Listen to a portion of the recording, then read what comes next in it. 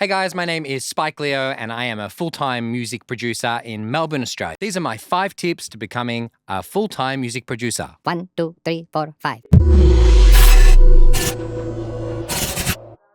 Okay, so I wanted to start with number 1. The best advice I received after probably trying 50 plus emails for internships when I first started 13 years ago, which I didn't receive hardly any responses. I think I received maybe 3 emails back out of literally 50 emails that I sent, was from a relatively well-known producer called Jimmy Muratis. Jimmy Muratis is responsible for the Avalanches album and many other albums. And the advice that he gave me when I was first starting out looking for an internship is, hi, I can't give you an internship, but take it slow and steady. Don't be in a rush. Lay the foundations so you have a lasting career, not a fast career. A lasting career, not a fasting career. He didn't say that, but it was pretty much those words. Really what that means is build the foundations, take your time and be patient. This has really served me well over the years, going one step at a time, instead of trying to be in a rush that I need to make it in this amount of time or whatever. I think it's good to have an idea of what you want to achieve and how long it's going to take. That's important.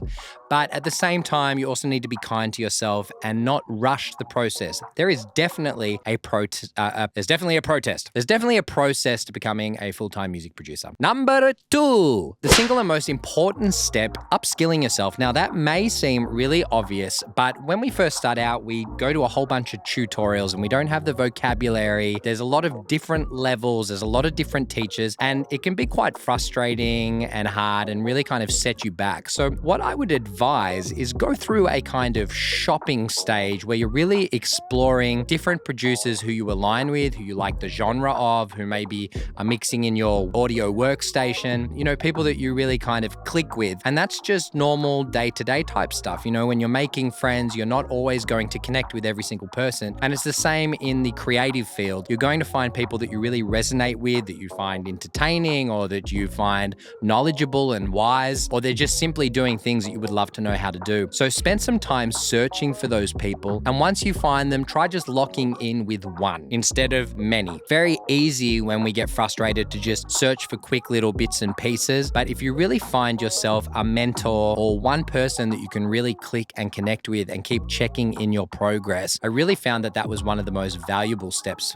for me, of someone that just holds me accountable for what I say I'm going to do, and also not spending forever trying to get there. Really having a relatively good understanding of the amount of time this should take to get from A to B. Otherwise, you could be spending years on something that really isn't important and great for the progression of your full-time music production career. Number 3, really important, remaking your favorite songs. Now, this is something that I just kind of discovered along the way because I was interested, but I wish someone told me if you're starting out, a really important method is to start finding songs that you like and trying to recreate them exactly and as perfectly as you can at this level that you're currently at. This is going to just share an abundance of knowledge and wisdom that you didn't previously have. And it's also going to make you really listen and make moves that you wouldn't have previously made. So when I was doing it, I think I was copying a lot of Chris Brown type tracks. And even though I don't sound like Chris Brown as much as I would like to sound like Chris Brown, I would sing the songs myself. I would do all the harmonies. I do all the panning because I really wanted to discover how are they making these tracks. And what I was really surprised by were all the intricacies that these producers and engineers were using to actually make these tracks. It really helped me with reverb, understanding delay throws, where to put them, when to fade them out, understanding breath control, when breaths are turned down or if they're used creatively. There's a lot of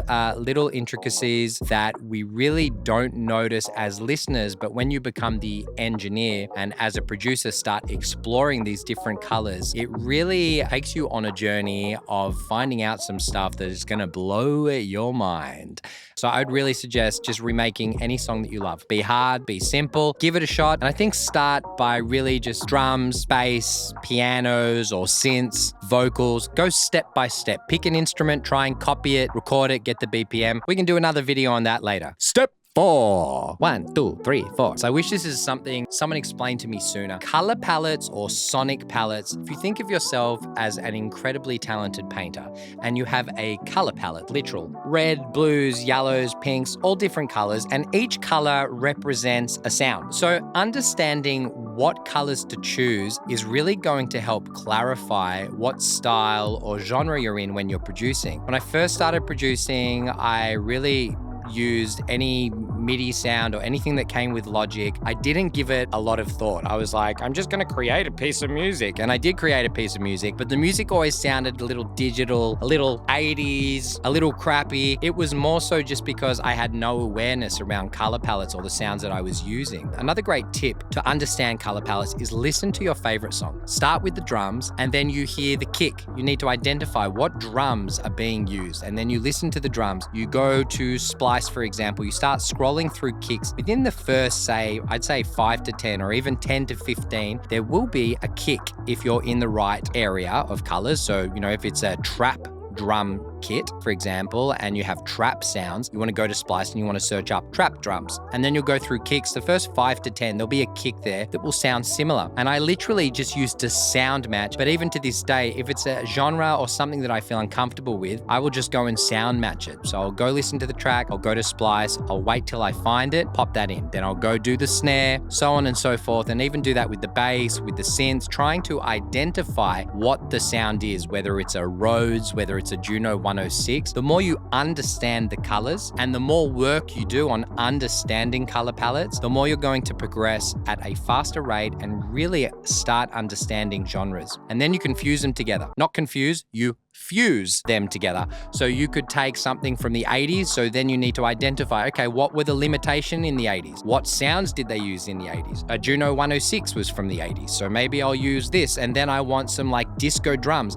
When did they come to fruition? In the 70s, were they using real drums or were they using electronic drums? They didn't have electronic drums probably around the early 70s when they were doing disco. So, say mid 70s, you might be using some real drum samples or real type analog drums, real drums, okay? You might be using real drums and a Juno 106. You start fusing these genres together and it really gives you a solid understanding and solidifies the sound in general as a producer. And this is one of the most important steps. If you're going to produce for artists, you need to be able to bring their vision and their color palettes to life. And that means you have to have a really great understanding of where to find those colors. Number 5, 1, 2, 3, 4, 5. Just in case you're learning to count at home. Number 5 seems very obvious, but in this world of music production, you are probably looking at people who are 10, 20, or 30 years in the game. And when you compare yourselves to those people, it is unfair to you. It's unfair to you because those guys have been working hard at this for 10, 20, or 30 years. You cannot compare yourself to the greats. You can aspire to be like them, but I promise you when those guys started, most of them sucked. Not all of them, but most of them. I sucked. We all sucked. You just need to embrace your suckiness.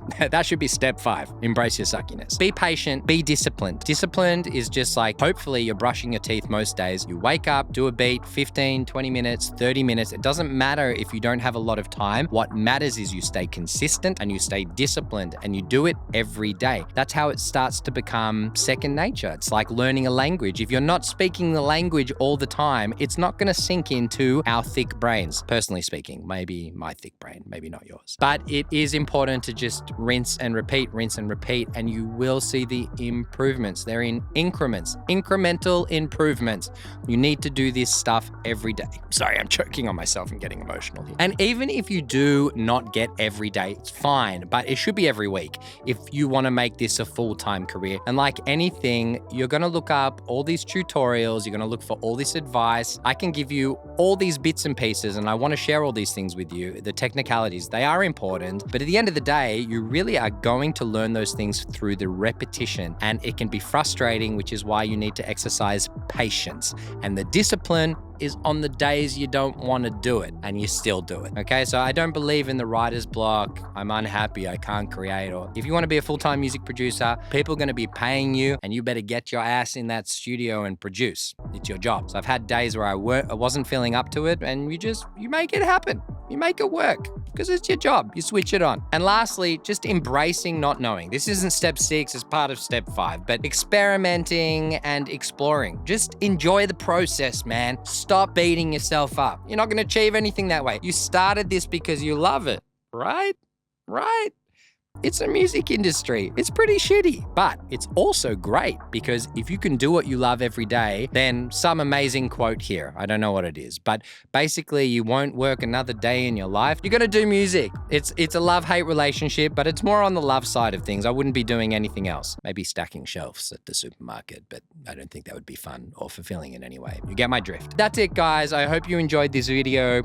Just dribbling on myself. If you, do your knees hang low? Do they wobble to and fro? Can you tie them in a knot? Thanks, guys. I hope you enjoyed this video today. Like and subscribe. That's what the people tell me to say. Like and subscribe. I'll make more videos, guys. I'm working for you at the cost of nothing. I'm going to share all this stuff. If you like this video and you really want to get into the technical side of things, then up here somewhere, that side or this side, there should be a video about vocal techniques, vocal versus AI, or the recommended video for you. I'm Spike Leo, full-time music producer. Being a full-time music producer means you can do this. You can do this and get paid for it. I mean, no one's paid me for that. Peace out. I will see you next week with another video on something else. Stay tuned for more tips and tricks on becoming a full-time music producer. I'm Spike Leo. Stay classy.